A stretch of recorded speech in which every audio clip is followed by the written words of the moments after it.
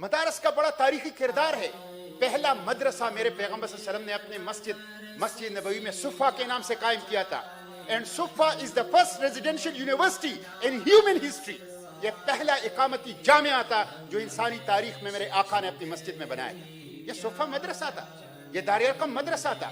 इन मदरसों से वो नस्ल तैयार हुई जिसको जीलुल कुरान कहा जाता है, जो बेहतरीन सियासतदान, बेहतरीन जर्नल, बेहतरीन मईशतदान, बेहतरीन अखलाक और किरदार के लोग, और जिसने पूरी दुनिया को अमन दिया, सलामती दी, इंसाफ दी, तौहीद का पैगाम दिया, अपने रफ के रास्ते के ऊपर डाला। ये मदरसों के पैदा करदा लोग थे। लेकिन आज मदरसों को यूरोपीय ऐनक से देखा जा रहा है, मदरसों को अमेरिकन ऐनक से देखा जा रहा है। ये जो क्रूसेड था इसको रोका मदरसों ने।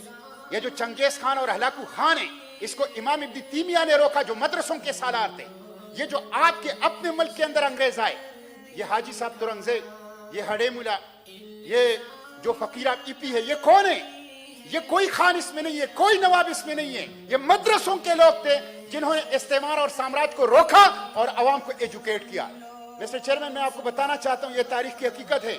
जजीरे अंडमान जिसको काला पानी कहा जाता है, काला पानी की तारीख निकाले। काला पानी में अंग्रेजों ने किसको कैद किया? खान को और चौधरी को कैद नहीं किया, उलमा को कैद किया, मदरसे के लोगों को कैद किया, जो आजादी की बात करते थे, हुर्रियत की बात करते थे, अपनी जमीन की बात करते थे और अपनी अकीदे की बात करते थे। इसलिए मदारस को ना छेड़ा जाए। 35 लाख तलबा मदारस के अंदर रह रहे हैं, उनके तमाम अखराजात उलमा के जिम्मे हैं। उनका छत, उनका खाना, उनकी किताबें, उनकी दर्स तदरीस, उससे बेहतरीन लोग तैयार हो रहे हैं।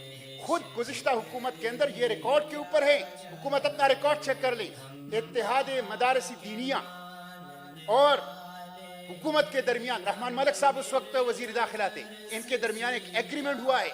उस एग्रीमेंट के तहत मदारस अकाउंट खोलने के लिए तैयार है, चार्टर्ड फर्म से ऑडिट करने के लिए तैयार है, कंप्यूटर पढ़ाने के लिए तैयार है, अंग्रेजी पढ़ाने के लिए तैयार है, ऐसे निसाब को, ऐसी किताबों को खत्म करने के लिए तैयार है जिससे मसलक परस्ती और जिससे इख्तिलाफ आ जाता है। लेकिन हुकूमत रुकावट है।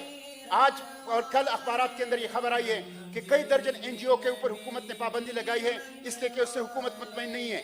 एनजीओ को इजाजत है कि वो रजिस्टर हो जाएं, वो बैंक अकाउंट खोले, जो मुल्क की सालिमियत के खिलाफ खुद हुकूमत की अपनी गवाही के मुताबिक काम कर रहे हैं। लेकिन मदारस को बैंक अकाउंट खोलने की इजाजत नहीं है, मदारस को रजिस्ट्रेशन की इजाजत नहीं है।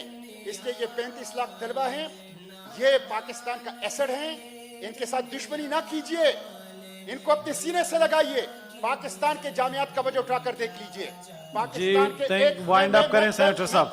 मैं मुख्तसर कर रहा हूँ। पाकिस्तान के एक जामिया का बजट है 11 अरब डॉलर, 11 अरब रुपए, 11 अरब रुपए एक यूनिवर्सिटी का बजट है। आप मदरसों को क्या दे रहे हैं? आपके बजट में, आपकी प्रायोरिटी में, आपके इक़दामात में, आपके फैसलों में, आपकी तरजीहात में मदरसे कहां शामिल है? और आप मदरसों पे हाथ डालना चाहते हैं। इसलिए पाकिस्तानी कौम इसकी इजाजत नहीं देगी। आप पहले नॉलेज हासिल करें, इल्म को अपने अपडेट करें, मदरसों के बारे में सही तनाजुर में सोचें, और जो पहले से हुकूमत और मदारसी दीनिया के जो इत्तेहाद हैं, उनके जो 5 बोर्ड हैं, उनके जो मुश्तरका एग्रीमेंट हुए हैं, उनको जरा उठा के देख लीजिए, तो आपको इस तरह के बयान देने की कोई जरूरत नहीं पड़ेगी। बहुत शुक्रिया।